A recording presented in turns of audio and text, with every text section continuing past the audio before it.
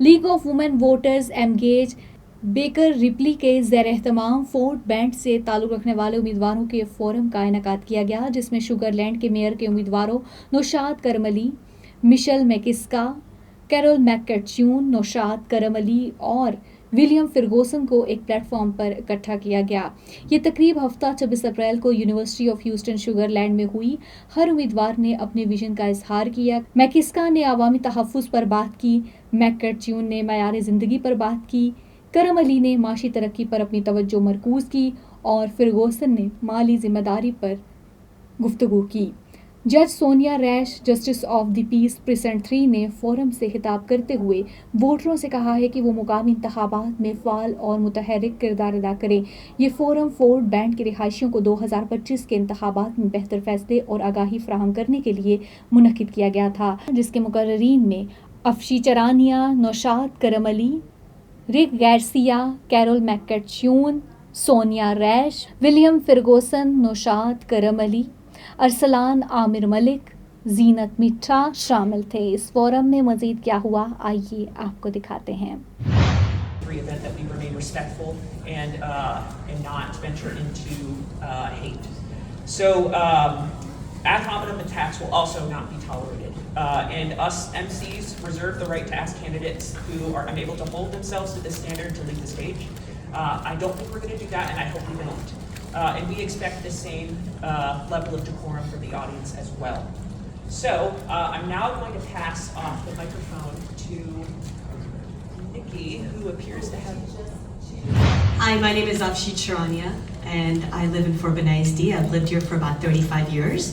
I am a product here of Fort Benning ISD, went to local high school, Clements, and I have a son here who goes to Sertasha Middle School. I've been volunteering in this community for over 35 years, which is when I landed here. I'm a graduate of the University of Texas at Austin. Hello, my name is Rick Garcia. I am on the school board, incumbent, current board vice president, and it's a pleasure and honor to be here. I've been on the school board for 3 years. I've been active and involved in Fort Benning ISD continuously since my sons was in kindergarten.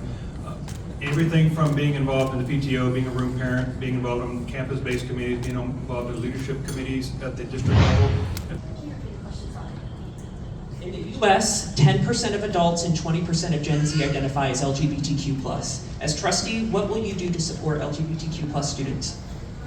First of all, I would make sure that the policy that was passed by the board, that was voted in, that my opponent voted for, I would make sure that we go ahead and reverse that, because what that policy is doing is it is actually asking teachers to police genders for our students, okay?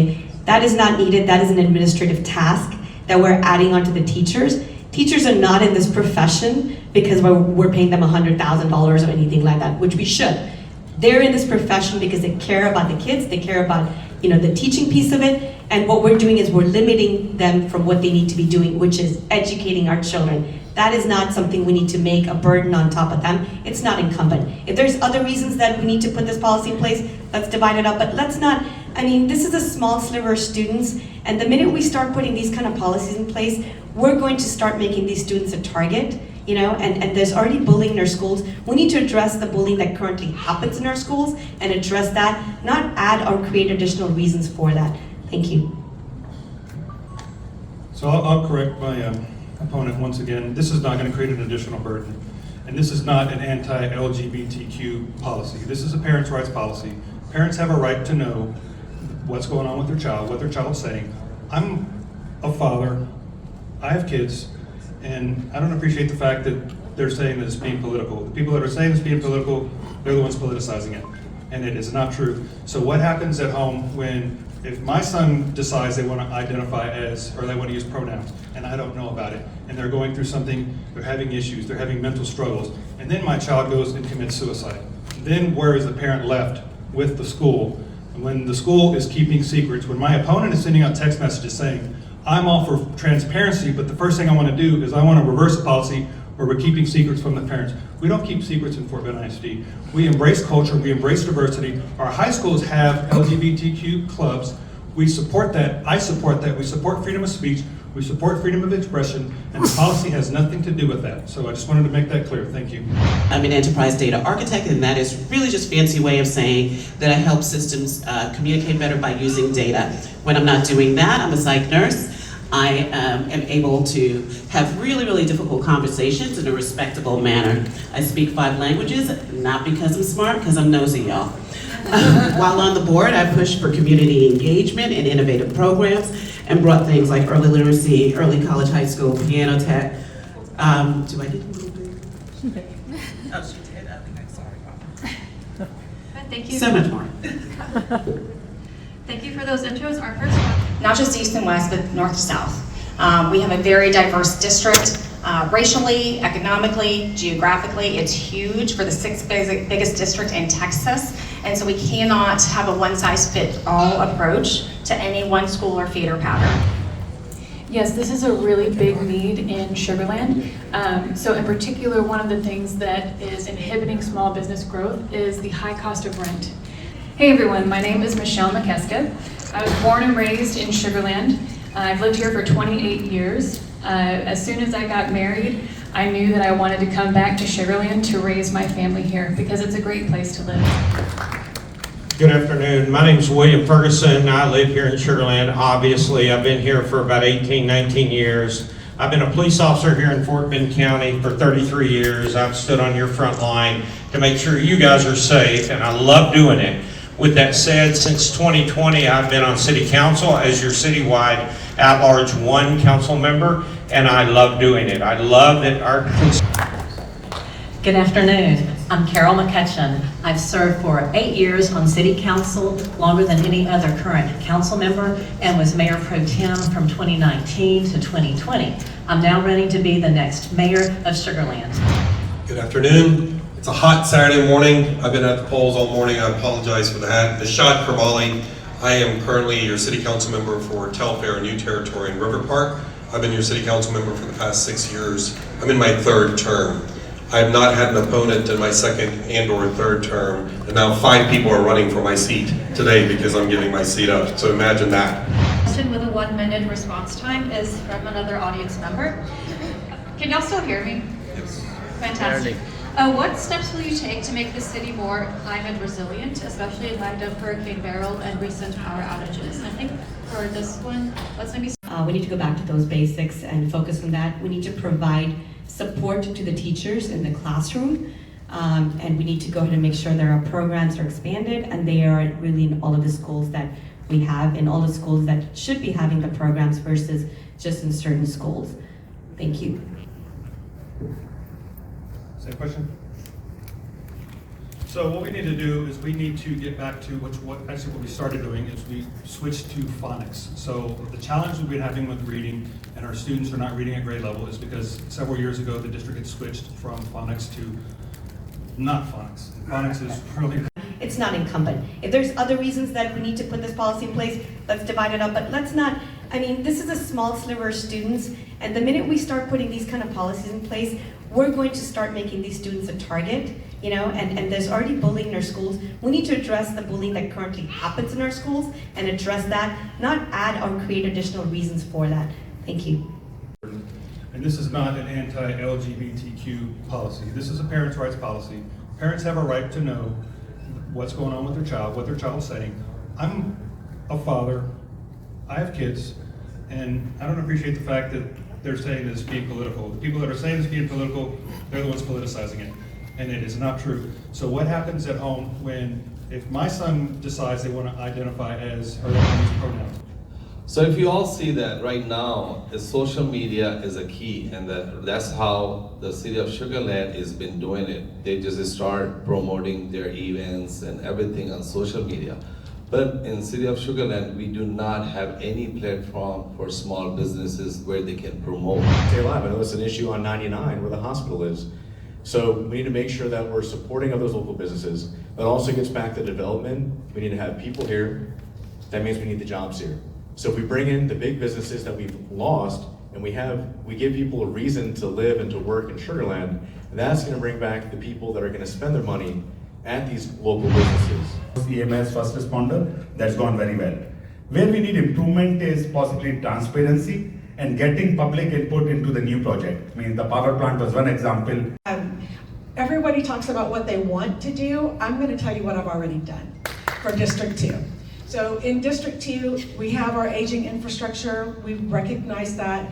I started out on the Homeowners Association and then worked on our MUD 67, and I was part of that group and the chairman through the annexation with the city of Charlotte. He took my answer on what the city does well. That's okay, Sonia, I knew you were going to do it. One of the things, that's one of the things that the city should be able to do better is actually provide options for people that come here and serve us, right, to be able to afford to live with us. And so that's one of the things that I want. Thank you. So for the last 5 years, as I said, security is like we should appreciate. Security has been a very good thing in city of Sugar Land, and we need more funds for the security of our Sugar Land Police Department as well as EMS. We need those funds. What we need to do is we are paying 20% of the piece of the pie to the Fort Bend County, as in terms of city, and what we are getting is less than 5%. So the city has decrease in where can I decrease, but we need to make new transport or ways to transport right here in our city, and then I can just say if I get the position, so I really can do it well. Okay. Chamber of Commerce, I ran membership 5 years, Literacy Council, Fort Bend. I've been on the leadership forum, and it goes on and on. To get more information, please go to MeetaForSugarland.com. I have been involved the entire time I'm here. I am the current commissioner, second term for planning and zoning. I am not just here talking about what I'm going to do. I have done it. I've been there when Anson fought the city trying to get a light over there. I was the PTA president for 4 years. I was also involved with Harvey, making sure all the residents got the information. I'm known as the Harvey girl. I stood up to the mayor when they were trying to put a development where I did not think it belonged. I have been here, I am going to be here no matter what, standing up for the residents. So everything from water, sewer, drainage, we've been through Hurricane Harvey, and we know what happened there. So in 2019, there was a bond issue that was passed to remediate flooding and included approximately $50 million for that purpose. Now, most of those projects are completed. There are some flooding remediation projects that have included the 2024 bond issue, which should finish the flood projects. The traffic issue is another issue. We have the city now that has put in AI.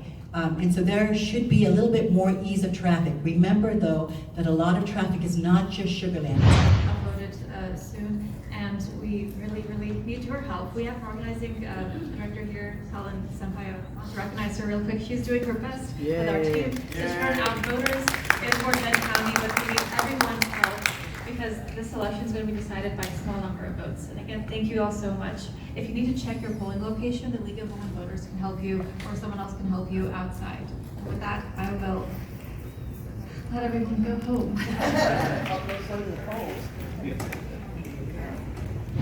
Voted, but if you haven't voted yet, please, as Mr. Pino said, that please go out and vote. Tell your friends to come out and vote, because isn't it sad that only 2% of our membership or our community has come out to vote, and we only have about 3 days left? We all know that our vote is our voice, and if we don't make that heard, what happens?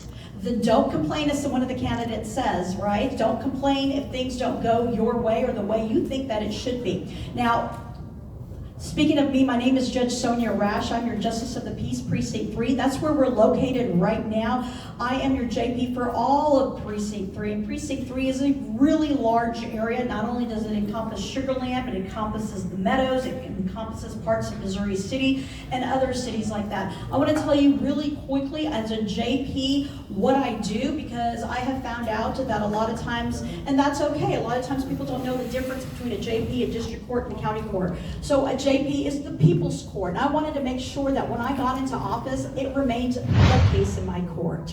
If you have a case in my court, I am very fair. In other words, I will not talk to you about a case that you have in my court or any other JP court, but I will talk to you if you need advice about certain other things and you don't know where to go to get your resolution. If I can't help you in that, I will find somebody who can.